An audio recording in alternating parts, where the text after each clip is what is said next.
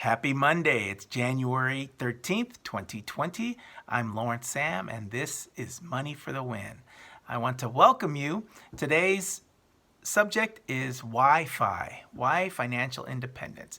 But before we get into the topic, I want to thank Simone, AJ, and Susano for commenting on my last video. My views on the last video were 87. And I have gotten up to 15 subscribers. So thank you all so very much. So a real quick preview of what we're going to get into today. Basically, why. The importance of why in our lives. I'm going to share a little bit about my why, and then provide you some tips for how to define your why. The fact is, money is a game. There are rules. There are winners and there are losers. And I want you to money for the win. My goal here with this channel is to assist anybody who's interested in succeeding financially. My hope is really just to kind of talk here as if we were sitting across a table or sitting next to each other in the backyard, kind of just talking about money. So please subscribe to the channel. I'm going to be building up kind of a resource of information as we go. I ask that you like and particularly make a comment. When you do view the video, please try to view it for 10 minutes or more. 10 minutes or more count for the YouTube algorithm. Since I'm just starting out, of course, over time, I hope these videos will improve, but I also like feedback and response and hope to create an actual Money for the Win community. Okay, let's get into it. So the importance of why. Well, basically, as human beings, we're primarily emotional animals. The truth is, despite what we like to tell ourselves, we're really mostly making decisions from an emotional place. A lot of times, it just comes out of us, it just comes out naturally. And then a lot of times we end up attaching reason or rationale to it afterward. The fact is, we don't only lack financial literacy, but we've been miseducated and misled and misinformed. And this leads to emotions like anger and jealousy and fear. And we're driven, when it comes to money, man, we're driven a lot by these kind of emotions, right? So one thing is, why are we so private about money? Think about it. We probably talk about sex more openly than we talk about money. Why? What's the reason? So one of the experiences I had when I was in the financial services, many of the people I would talk to were afraid of losing money or being taken advantage of. A lot of people were too proud. So I had this really great experience, just kind of a pattern, just in a small amount of people, of course. But the younger people I was really surprised. I was really impressed with a lot of millennials. When I tended to speak to them about the lack of financial education, they totally agreed. A lot of them were out of college and making good money, but really didn't know what to do with their finances. However, when I tended to speak to people who are a little older than me, typically baby boomers, I got a lot of pushback, either a lot of fear or arrogance, pride. So people didn't want to admit, but I know the statistics. I know the statistics that what's it now? It used to be 4 out of 5. Now it's, 4 out of 5. So 80%. 80% Americans are living paycheck to paycheck, okay? But this generates emotion. This kind of living generates emotion. And it's been said that a problem cannot be solved at the level of thinking that created it. Okay, so think about this idea. A problem that can't be solved at the level of thinking that created it. So it requires new knowledge or new associations to be able to solve a problem. Okay, so I hope that I'll become a new association. I hope that I impart new knowledge that'll help you solve your money problems, okay? I wanted to add to that, though. We can't solve a problem at the level of thinking that created it. I want to add that we can't change a behavior without a strong enough motivation, or what I call a why. So why is what creates the emotional urge and ability to change behavior. Okay, so let me share a little bit about my why as an example. I've had a financial journey that's been all over the place. I'd say it started probably when I was 18, when I joined the Marine Corps. And I started earning an income, a steady income. My first job, first summer job, when I was 16 was at Taco Bell. And my next summer job was at 17 when I was working at Thrifty scooping ice cream. Okay, so just a brief summer job, and who knows what I did with the money. It was just spending money, right? At least that's the way I thought of it.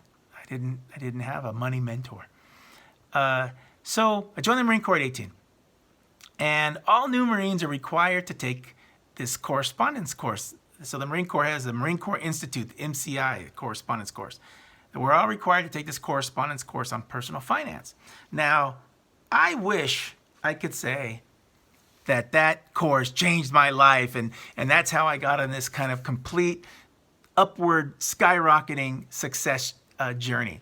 I can't, okay? I think I did complete it. I did read it. It didn't really do too much for me. I think maybe because of it, I bought a U.S. savings bond, maybe. That's about the extent of it. But that was it. It wasn't until 2 years later, when I was 20 years old, that I picked up a book on personal finance that my life really changed. It just set me on a completely new trajectory. Okay, the reason I'm sharing that is I want you to know that whatever I share about my success currently does not mean that's all it's been. I'm 52 years old. Trust me. I have had ups and downs. So from 20 to 52, I've had ups and downs. My most recent in 2016, it'll be 4 years. Oh, I hadn't thought of that. So 4 years ago. This summer will be 4 years. So in 2016, I lost my job. Now, I had lost jobs before in the past. Either I quit, I had been fired, I'd been laid off, or the company went out of business. I've had all kinds of experience, right? All kinds of experiences, okay? And then what I did with my finances has been up and down. I've lost focus from time to time. I've made big mistakes, okay? And I'll share those sometime. So everything I share is not out of this place with like, hey, I'm this know-it-all. I'm sharing from personal experience. One of my biggest goals is I would love to help people in their 20s avoid these pitfalls, people in their teens, before they even get into debt, before they even get into living in too expensive apartments, driving too expensive of a car. I'd like to provide this financial literacy that's lacking in our society. Okay, my why. 2016, I lost my job. I was laid off. And this was the first time in my life somebody else was affected by my job history. So I got married January 2016, and July of 2016, I got laid off from this job. It was devastating for me because I just kept thinking about, what am I going to tell my wife? What am I going to tell my wife? But, she was supportive and she was understanding. And, what can you do? There were a lot of people laid off in 2008. I didn't have a layoff back then.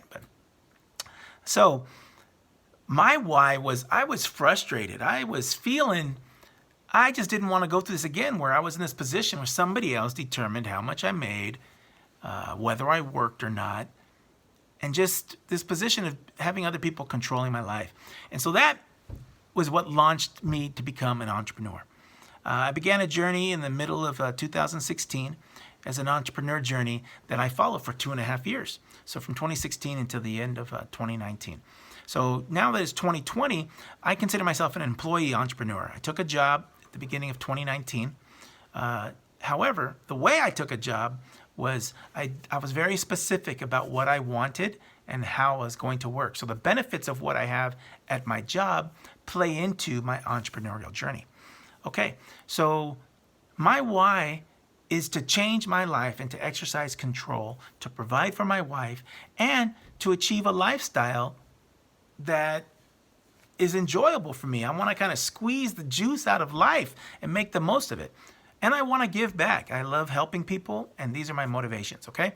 So we give to charity, we manage our finances, I develop our Money for the Win system, and we're following it ourselves. We haven't achieved all of these goals. We're not financially independent yet, but we do exercise a certain amount of control over our finances.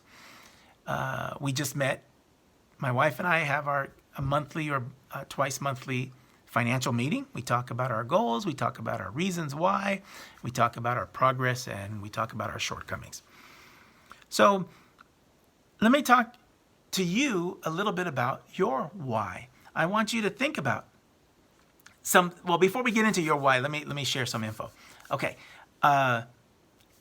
Do you know that the majority of millionaire lottery winners are worse off 5 years later?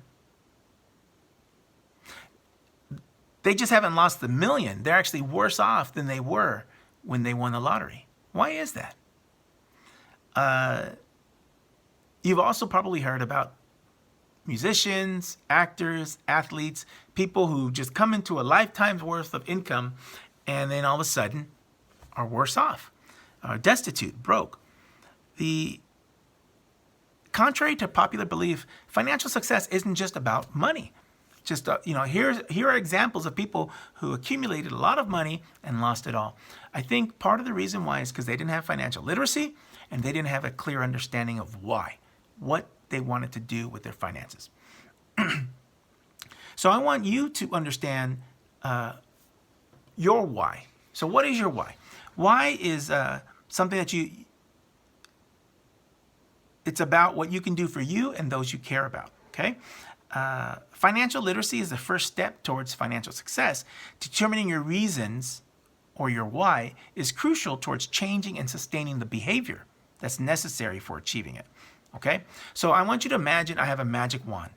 And when I wave the magic wand, money and time are not an issue for you. How would you change your life? Now, when you answer these questions, I want you to take the time to really be specific. Take the time to write them down. Be imaginative. Be specific.